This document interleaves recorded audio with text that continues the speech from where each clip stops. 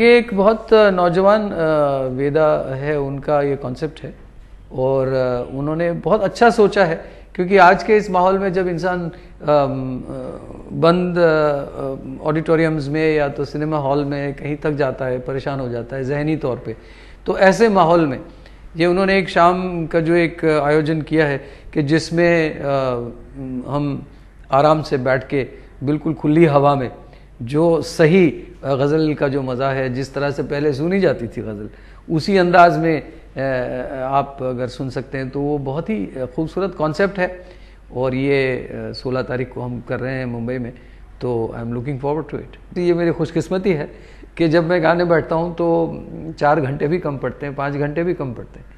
तो मेरी कोशिश ये रहेगी कि कुछ एक आध घंटा मैं अपनी मेरी अपनी पसंदीदा गज़लें, नज़में सुनाऊंगा और 1 घंटा जो है मैं वो सबकी फरमाइशें हैं वो सुनाऊंगा।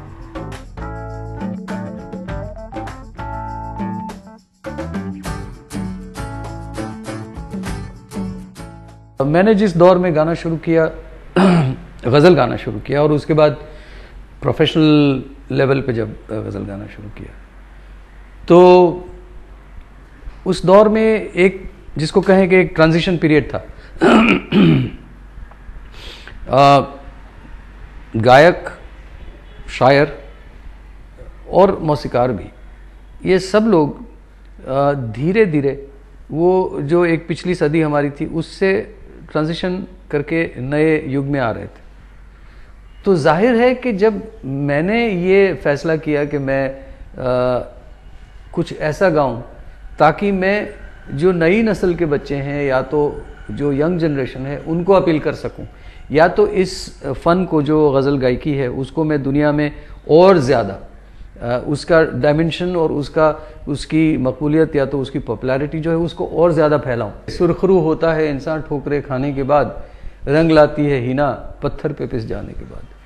तो मेरी भी कुछ कहानी ऐसी ही है कि मैं बहुत पिसा हूँ। 10 साल तक मैंने कोशिश की। मेरा पहला एल्बम 10 साल की कोशिश के बाद रिकॉर्ड हुआ है, जबकि आज के दौर में आप जानते हैं कि सीडी आप आज सुबह रिकॉर्ड करो, शाम को रिलीज़ कर दो।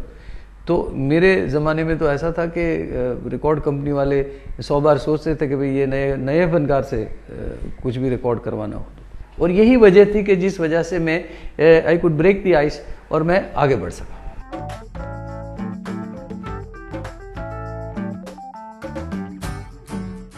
आज से कई सालों पहले जब अगर कोई बच्चा कहता है कि मैं गज़ल गा के ज़िंदगी चला लूँगा, तो वो लोग हंसते थे। लोग कहते थे कि ये पागल होगा, क्योंकि उस ज़माने में किसी ने सोचा ही नहीं था कि गज़ल गा के आप पूरी ज़िंदगी बसर कर सकते हो।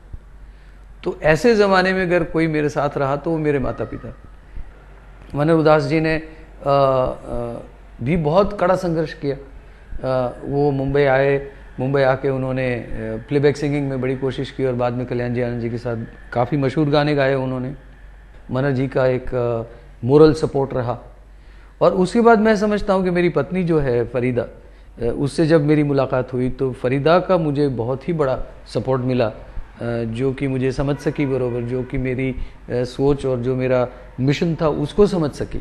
तो ये लोग हैं जिन्होंने बहुत बड़ा किरदार अदा किया।